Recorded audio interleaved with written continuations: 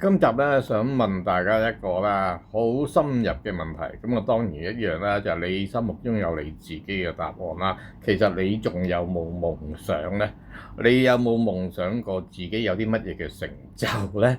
有冇呢？夢想過呢？你可以成為個乜嘢嘅人呢？有冇諗過呢？就係成就到之後你嘅感覺會係點呢？第一次入嚟睇呢 Ken Sir 迎風能量教室嘅話呢，記得咧就係訂閱咗啦，因為咧我過往拍咗過千嘅影片咧，講合到咧喺電話數字入面咧，如何咧可以幫到我哋咧提升自己嘅個人能量啦，提升咧你做事嘅可行性啦，個效果啊點樣在於你嘅掌握咯。有過千嘅影片咧可以供大家咧免費欣賞。如果大家都想 Ken Sir 繼續為你哋去講解啦呢一個電話號碼數字嘅話啦，幫手做一樣嘢。分享呢一個短片咧，去俾你嘅朋友。都咧有冇諗過咧？就係咧成就咗之後，你身邊嘅所有嘅環境啊，同你一齊相處嘅人啊，你屋企人佢哋係過緊啲咩嘅生活？你又做緊啲乜嘢嘅事情？每日瞓醒你會過緊啲乜嘢嘅生活？你每天嘅諗法係啲乜嘢咧？一個好重要嘅話題。雖然呢一個 channel 咧最大嘅目的咧就同大家去講解翻點樣運用能量，但係記住一樣嘢，任何嘅能量都離唔開最原始一個好重要嘅話題嘅。你有冇諗過將自己成為啲乜嘢嘅人，或者想成為啲乜嘢嘅角色？喺我講八字嘅 channel 入面，我成日都講一句好重要嘅説話：你嘅生命，你嘅八字就係你本身咧嚟呢一個世上嘅劇本。咁你想係拍套乜嘢嘅戲咧？你想做呢個最佳男主角，定呢個最佳女主角咧？定係你嘅劇情咧？你編劇出嚟咧？你只係做一個導演咧，而咧去指點其他人咧一齊咧去做好呢套戲咧？呢一個完完全全咧都係我哋自己嘅個人嘅選擇。但係最重要一個選擇就係乜嘢啊？你有冇一個夢想？夢想係帶領你嘅方向，夢想係帶引你自己想成為個乜嘢人？夢想係引導到你嘅行為，引導到你嘅思維，引導到你嘅學習。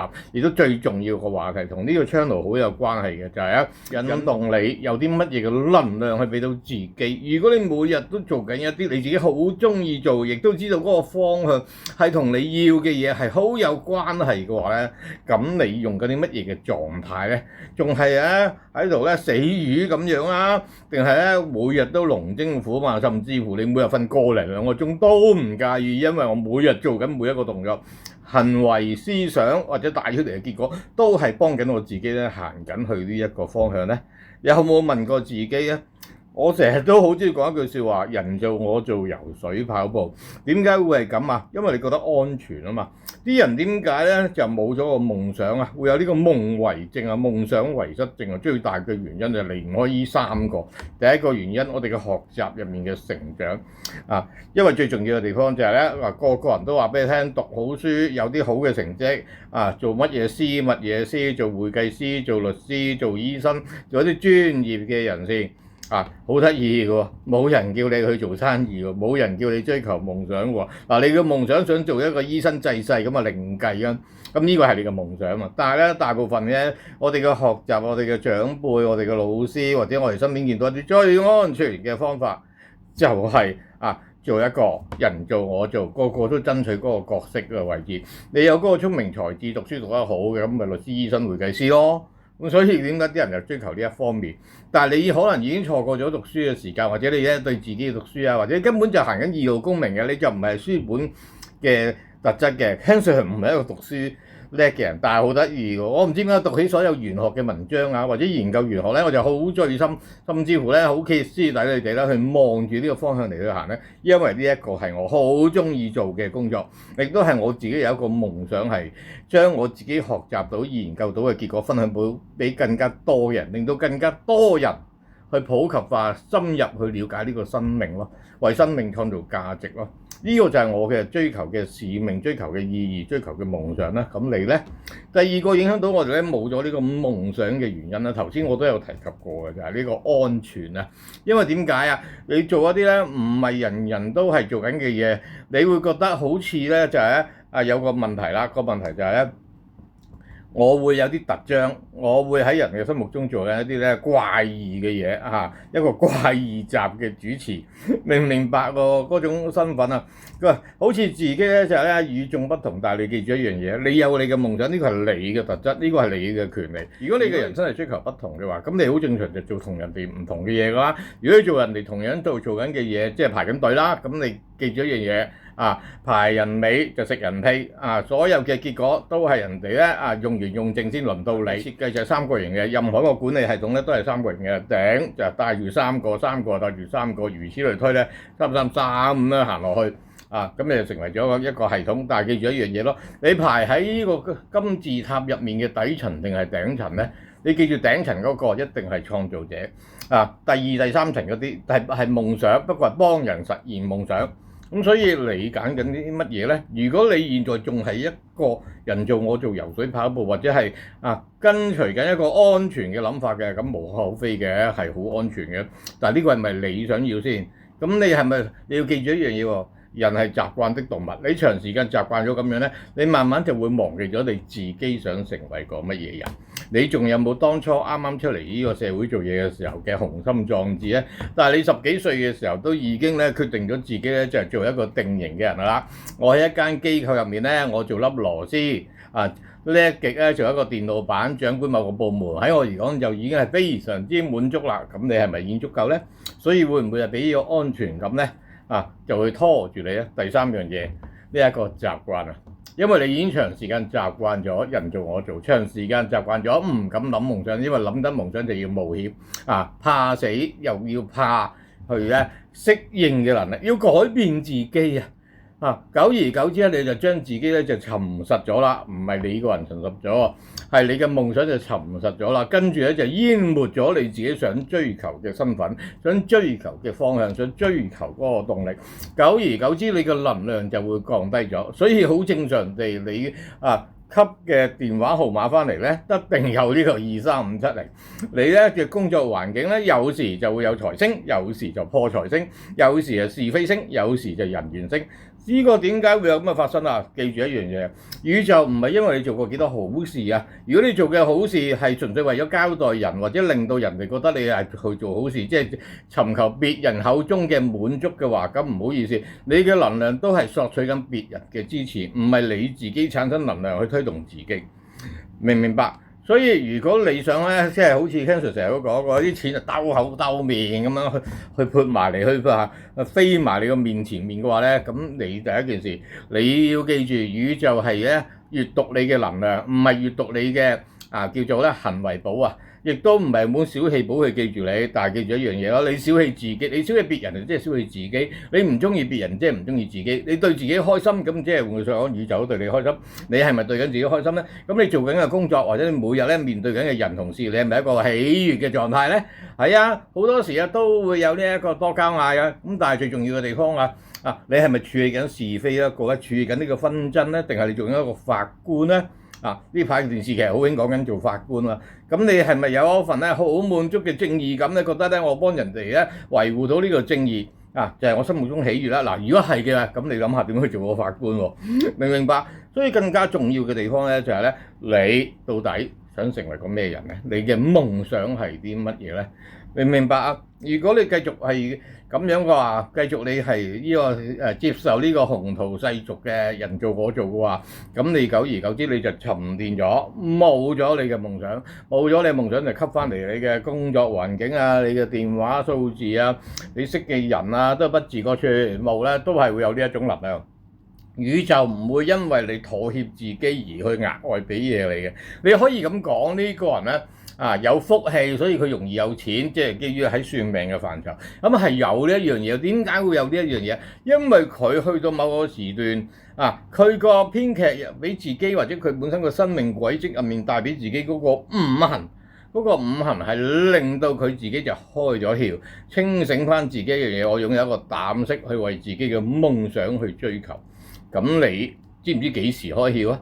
你識唔識算自己啊？仲係捉緊用神仲係睇緊個日論命我身強定身弱我有冇格局我係七煞食神傷官邊一類我係一個正印格㗎啦，我一定要跟呢個傳統搞清楚一樣嘢。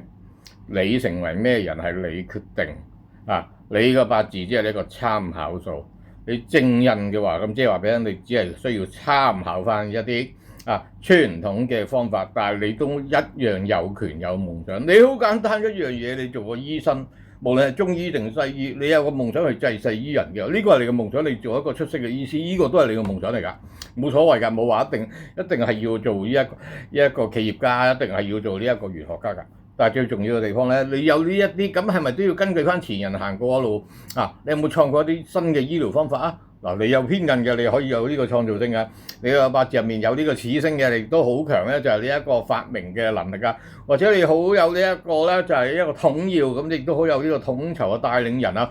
你帶領人，你可以係一個領袖，可以係一個企業家，可以係一個老闆，可以有自己嘅事業，亦都可以有你自己嘅團隊。你可以做義工，都可以有自己嘅團隊嘅。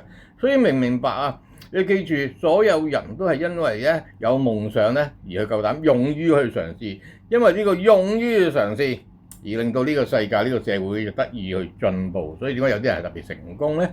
好簡單地咧，我最近咧喺呢個短視頻入面咧發覺到咧有啲朋友咧講及到咧就廣州啦，當年啦就係呢個反清復明嘅時候咧，我哋嘅孫中山先生，我哋嘅國父啊，創立咗我哋咧就係呢個新中國啊。最重要嘅地方就係咧佢咧勇於咧不怕任何咧嘅阻力都要實現佢嘅夢想啊嘛。佢要建立一個新嘅中國。唔好再係活咗一種封建或者嗰種咧被捆綁、被人咧罩住咗你嘅所有嘅行為模式啊嘛。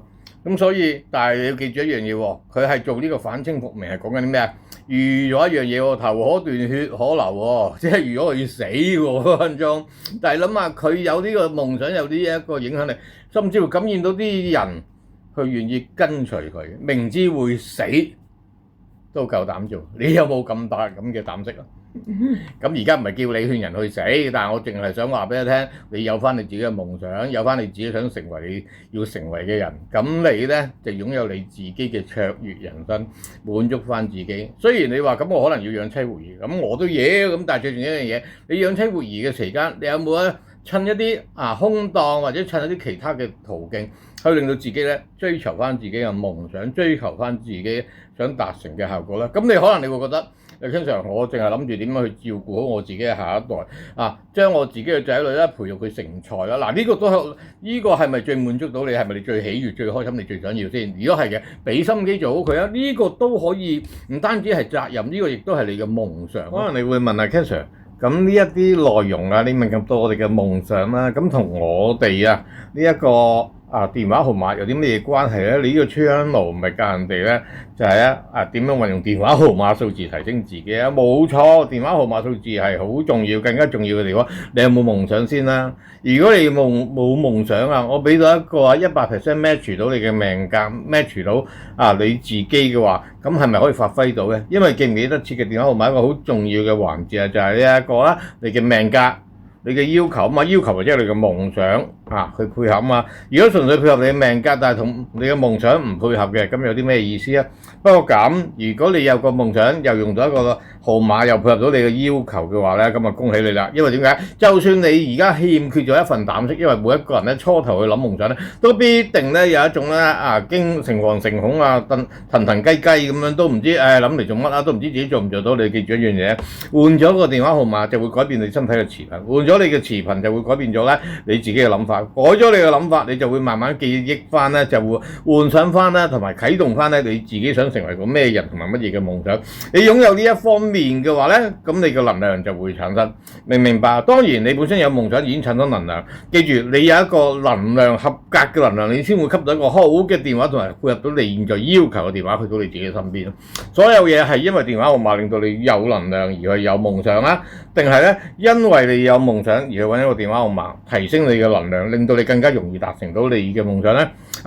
幾者都冇問題，邊個先邊個後同雞同蛋嘅關係一樣，邊樣行先邊樣行後唔係最重要，最重要嘅係你想唔想達成到你自己嘅夢想啫？明唔明白啊？所以今集同大家講夢想，所以你有冇個夢想？遺失咗唔緊要，揾翻佢出嚟啊！